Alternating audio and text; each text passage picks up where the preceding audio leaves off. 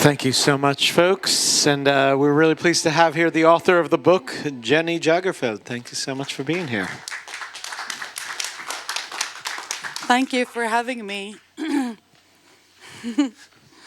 Thank you. What a wonderful film and a fresh story, and I think also really captures a very timely story in many ways in terms of, we're here at ReelAbilities and disability representation and teenage angst and how these things sometimes play together and go hand in hand.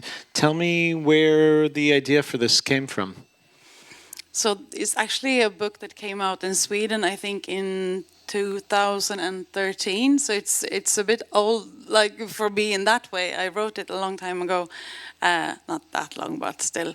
But it was like I'm a psychologist also, and I worked a lot with kids that have ADHD, and I always felt like a good connection with those kids. I always, it was always easy to talk to them, and we talked during playing, ping pong, or what it's called in English. I don't know. Ping pong? Excuse me, English. I've been up for many hours now. But so, you had to not maybe sit like in two chairs to talk and just do something together instead.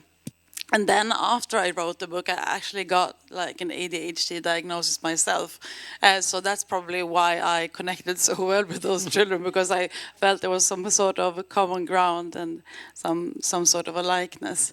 And also I wanted to write about poverty, like children's poverty. I was quite poor when I wrote the book too, because I was going through a divorce and stuff like that. And when I was a teenager, I was too. So I was reminded about that, like all the things you can't do, and when you're invited to things and you can't go, and you don't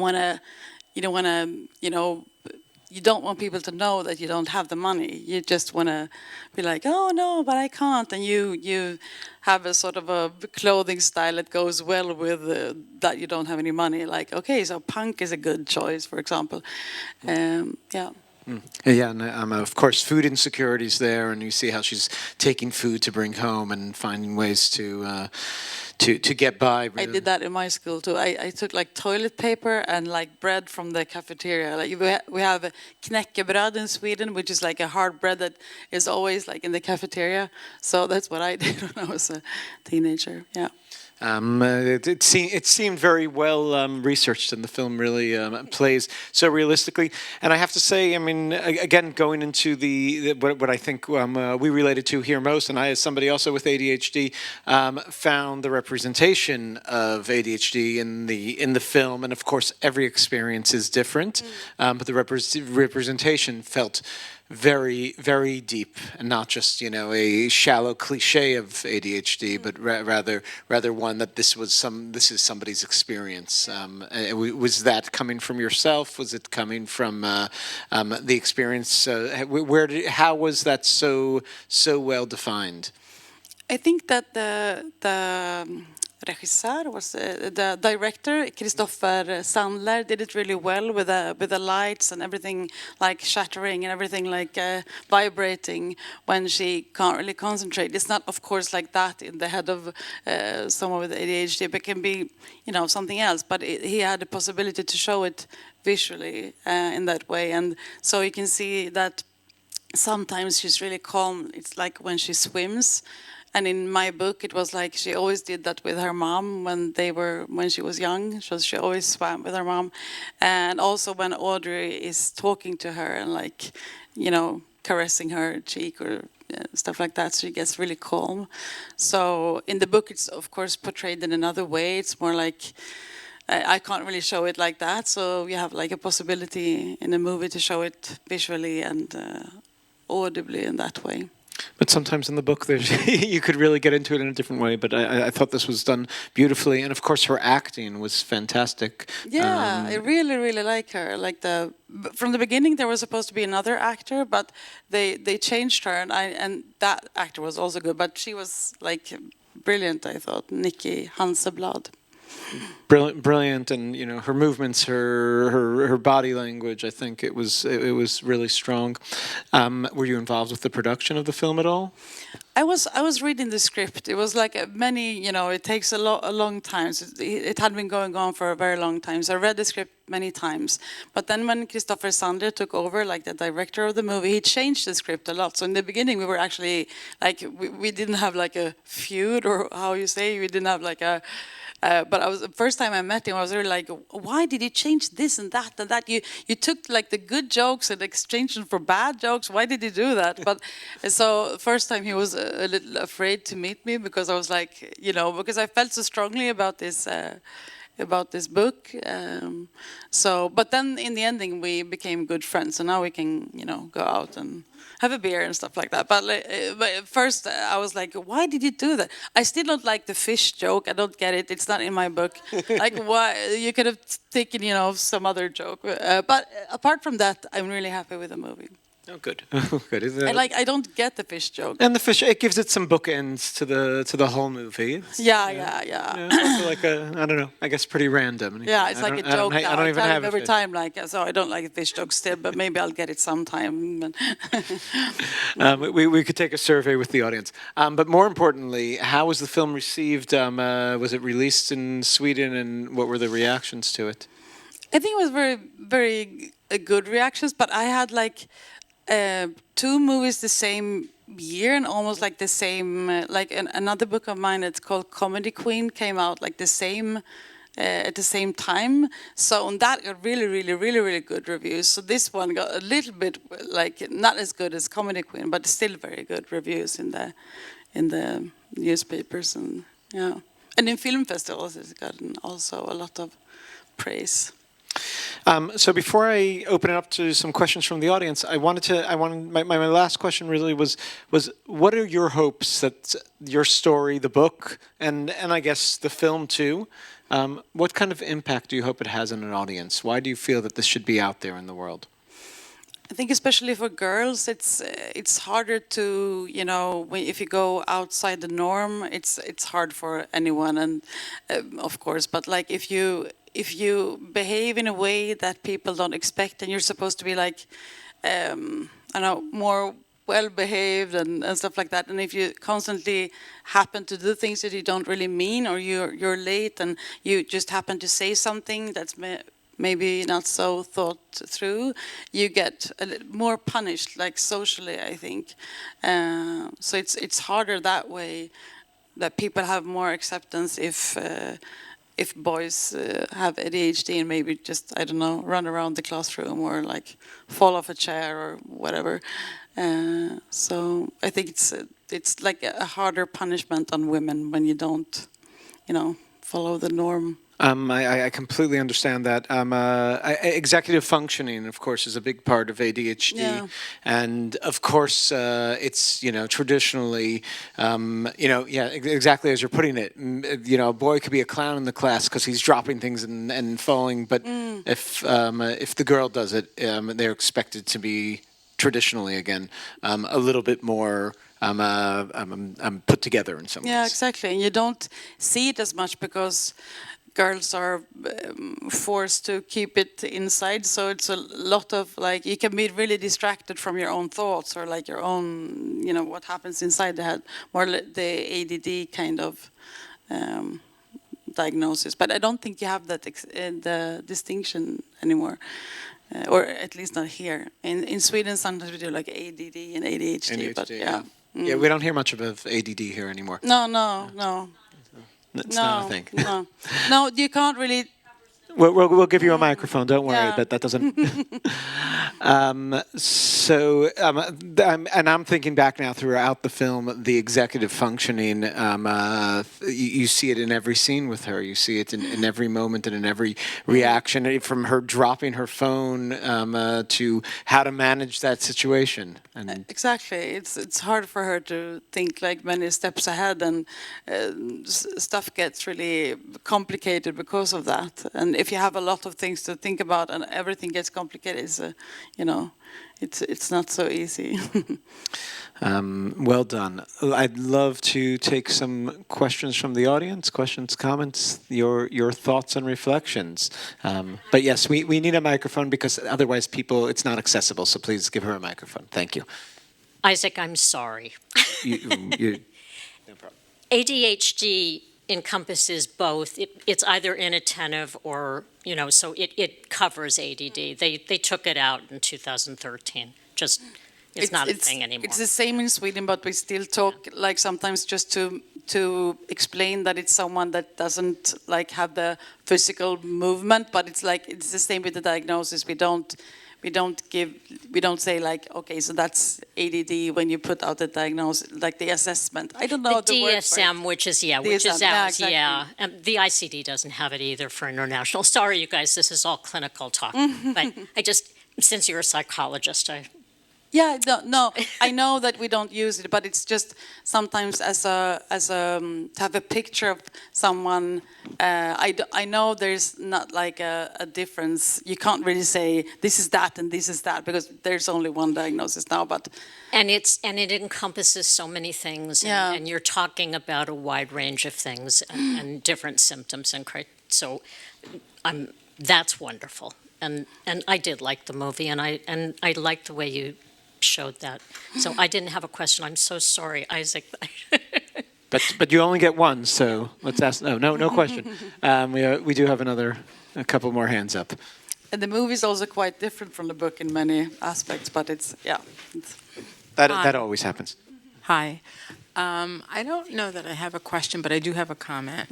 I have a daughter with ADD, and since she's very young, and you're right, watching this was amazing. One of the things I thought you portrayed, and you just expressed it a little bit, but that you portrayed so well, is you understand her actions, you see what she's going through, you feel for her with your heart, but you also don't like her sometimes for some of the stuff and you're saying, no, don't do that, right?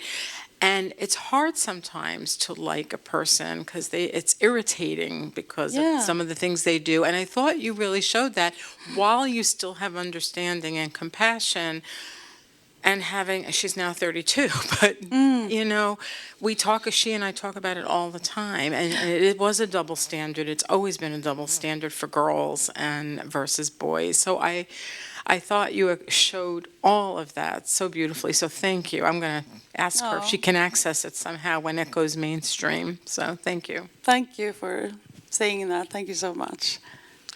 We have another question up there. Hi. True also. Yes, thank you very much. I have a couple of questions. Number one, are those characters based on your real life clients? Number two is I don't quite get it. You said you wrote the book, but you don't understand the fish joke. Feed the fish joke. So, and also number three, I thought at the beginning I'm like a totally clueless, which is going to lead us to, and I was kind of. It's like so slow, and maybe it's a film part of the question instead of a writing part of the question. That I almost fell asleep, and then later on I realized it's sort of like developing to a teenage girl at loss and expresses all her feelings, including her sexual experimentation. But I still didn't understand why you said you don't understand the feed the fish joke, since it's your book. Yeah, but they always change a lot. Like in the script, for example, in my book, the mother is alive, but the father is depressed. So they always change a lot when you turn a movie from a book to a movie. So there are actually you can't just, I don't know the English word for it, but you can't just transcribe it. How do you say it? You can't just transcribe. Yeah, transcribe it from the book to the movie. It doesn't because there are things that you would think that doesn't come out visually because you can't have like a voiceover the whole time. And the fish joke, so the fish joke was not at all in the book. There was a lot of other jokes, but and because I have ADHD, I don't remember the first question. Did you base it on any of your clients? Or your No, experiences? I would never do that. No, because it's like you have the Privacy. yeah, exactly. You can't really. But I would say that I based her on me. But in the beginning, I thought like, okay, so I'm just going to take me and then I'm going to turn up the volume a little bit. But then in the ending, I understood like, no, I didn't have to turn up the volume. Of course, now I'm an adult. I have strategies. I have like all these, like I write things down. I have a total, I have a system for everything. Like I have like in my computer, like the big system it says. So it's like everything is organized, like all the codes, all the stuff that I need to remember. But like when I was a teenager, it was very messy. Like it was always like, oh no, I forgot that. I'm late now. And the hard thing is that you want to do well. You don't want to be an asshole or you don't want to mess things up. But things get messed up anyway, even though you try to be. I tried to be organized. I tried to do things, but still I failed. And that was the hard part. And then you get blamed for it. And then you get a little bit angry because you feel like, I tried, but, I didn't want to forget this person's birthday, but I did. And now I feel bad about it. And people get angry. So... This is really fascinating. I'm thinking more about it. Let's talk for a moment about the concept. I mean, one of the main concepts of the film is the medication, which she's after the medication, which in some ways are things, I mean, obviously for her, she needs that. She feels that she needs that to be liked, to be a likable person. What was your take on putting that emphasis on medication in the film or in the book? Actually, in the book, it's much more of a discussion. Like, do you need that, or is it like really the society that are requiring these things from you? So it's not like such a pro medication in my book. It is more of a discussion. But I think, of course, that people, many people need medication. But on the other hand, we have a society where you have to do certain things. Maybe we should organize the society, from the individuals that we have, so that you don't always, have to take medication. Now, to be able to, finish school, you sometimes must take medication. But, for me, it's very good, but I don't think my daughter also have ADHD, and she doesn't take medication because she gets anxiety, and it doesn't feel good, so... It's very important to have those conversations, and it's also important to break taboos in terms of medication. And it just was really so interesting that it was such an obvious part of the storyline, and it's the MacGuffin in some ways. It's the thing that's driving her the whole movie. That inciting incident really, but they don't bring up in the film whether she actually might be better off without them, and maybe she'll be likable even without those, without the medication. I think there was a scene that they cut out where the dad, but it's also because he doesn't have any money. So he says, "Oh, maybe you're better off without it." But then she says, "No, we just say that because because you don't have the money or something like that." So it's not, yeah. All right, we're going to take last two comments here. Thank you for the movie. You said you have ADHD.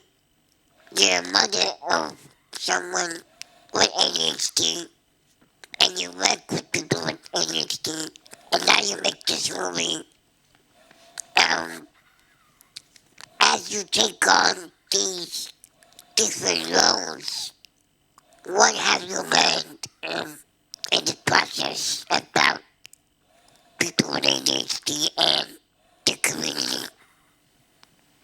Did they learn about the ADHD in the community? And what have you learned as you take on life with all the different roles? It's like, I think I learned a lot, from her, the main character. She also has a lot of anxiety, and it's often combined. Sorry, wasn't it finished? No. No. It's often combined. Like you get really stressed, of course, because of everything that happens. But it can also be like an energy that is like constantly, pumping for. There's like an anxiety behind it. And for me, I haven't had that much anxiety. So talking with lots of people with the ADHD, that's one of the things that I found. But I knew it also because I had been working with it. But another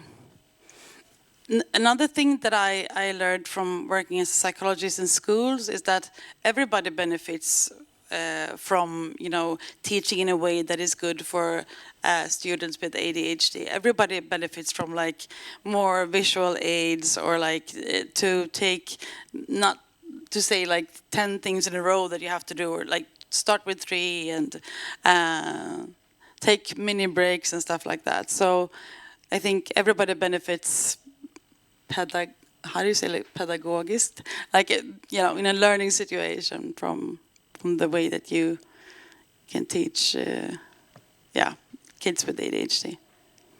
Very true. I'm sorry, I really feel that my English is... You're doing great. Okay, yeah.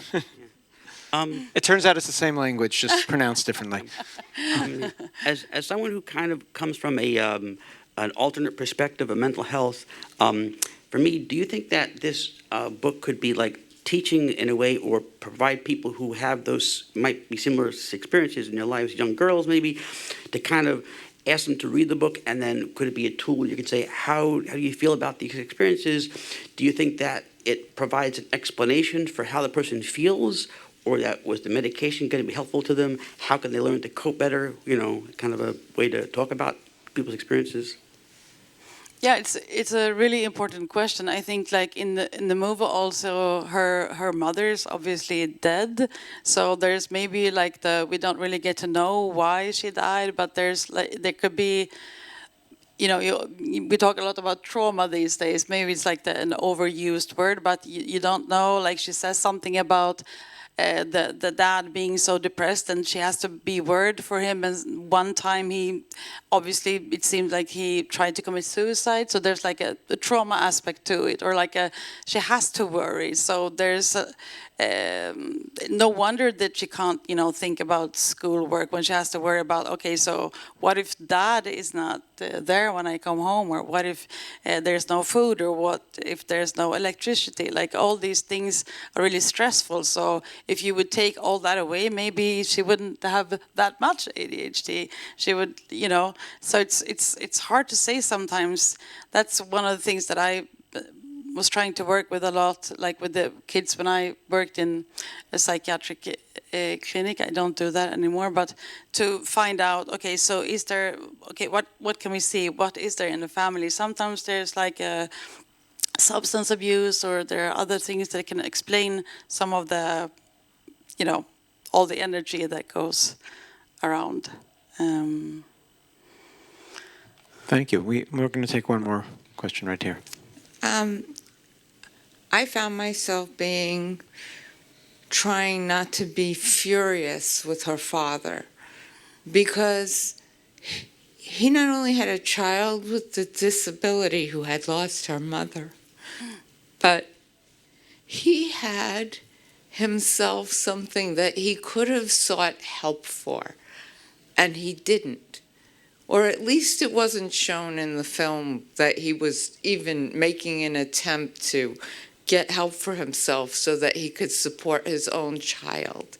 And I'm a person with multiple disabilities, and I have a son who is very high-functioning autism spectrum. He's in college now on full scholarships. He's amazing.